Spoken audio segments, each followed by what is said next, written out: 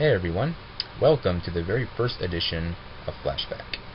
Here I will be reviewing WWE's past Big Four pay-per-views, those Big Four being Royal Rumble, WrestleMania, SummerSlam, and the Survivor Series. And since the Royal Rumble is coming up, I think it's appropriate that we'll start off with the Royal Rumble. In these flashbacks, I won't be going over every single thing that happened. I'll just be going over some things that happened that I thought was good, some of my favorite moments, maybe some that are not so my favorite. But that's what's going to happen, and let's go ahead and get this started. It all started January 1988. That was when the very first Royal Rumble event took place. Now, unlike the other Royal Rumble events, this event wasn't on pay-per-view. It was actually on the USA Network on free television. The reason being was because that same night the NWA was throwing a pay-per-view called Bunkhouse Stampede. And when Vince caught wind of this, Vince decided to counter that with a television show offered on free television. He called it the Royal Rumble, and the signature match that would take place was called the Royal Rumble match. The match was credited by Pat Patterson, and who have said that, being a part of many battle royals himself, decided to come up with a concept where two men would start in the ring, and after a certain amount of time another wrestler would enter the fray. This would continue until all of the wrestlers in the match have participated, and it lasts until there is one man left standing.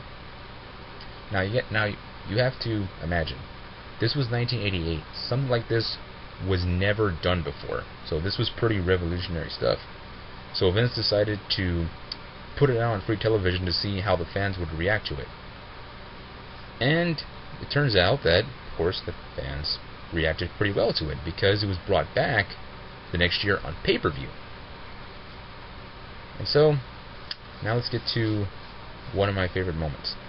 One of my favorite moments was a best 2 out of 3 falls count. Sorry, forgive me. It was a best 2 out of 3 falls match for the WWF Women's Tag Team Championship. It was the champions, the Glamour Girls, taking on the Jumping Bomb Angels.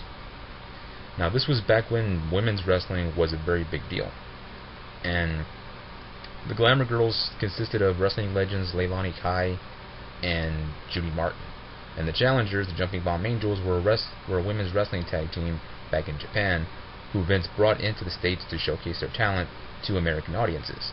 And of course, the American audience just loved these girls, and they definitely had a great matchup. Honestly, you don't see this kind of wrestling in women's wrestling today. Not in TNA, not in WWE, not in any one of those big promotions.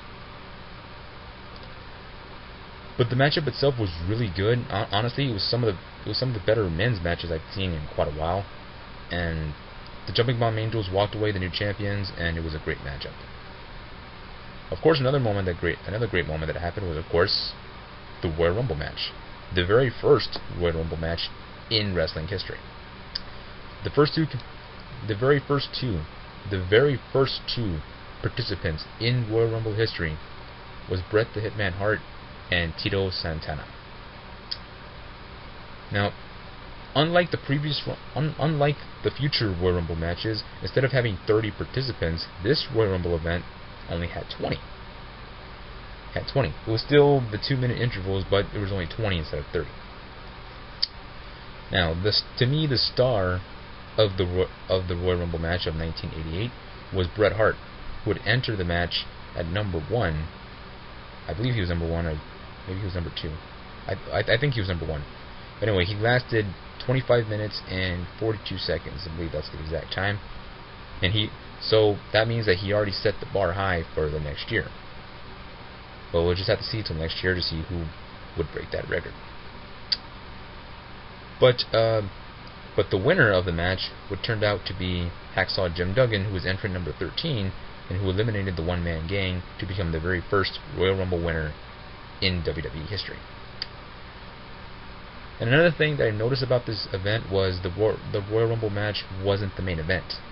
It was actually another 2 out of 3 falls tag team match. This time it consisted of the Islanders and the Young Stallions.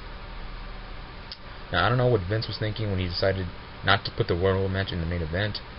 I guess because, because Vince never had this match before. Plus, it was on television, and the match had never been done before, so he probably didn't think it was going to be that good, so he didn't want to end the event on a low note. But now that I think about it, the Islanders Young Stallion match wasn't really that much. I mean, basically it was just a squash just to get the Islanders over. So honestly, it was a damned if you do, damned if you don't thing with Vince, and so he decided to get damned. I know that doesn't make sense, but bear with me. Anyway, overall, this was a pretty good. It was a pretty good event. Nothing groundbreaking, just something that Vince decided to do just to test the waters, see how it would do, and it turned out to be pretty good, as it was brought back next year for a pay-per-view event, and the number of participants was increased from 20 to 30. Well, that'll do it for the 1988 review. Tune in next time. I will be reviewing the 1989 Royal Rumble event, and I hope you enjoyed it. Feel free to leave a comment, subscribe to my YouTube channel, and next time we'll be reviewing the 1989 Royal Rumble event. Until then, take care, y'all.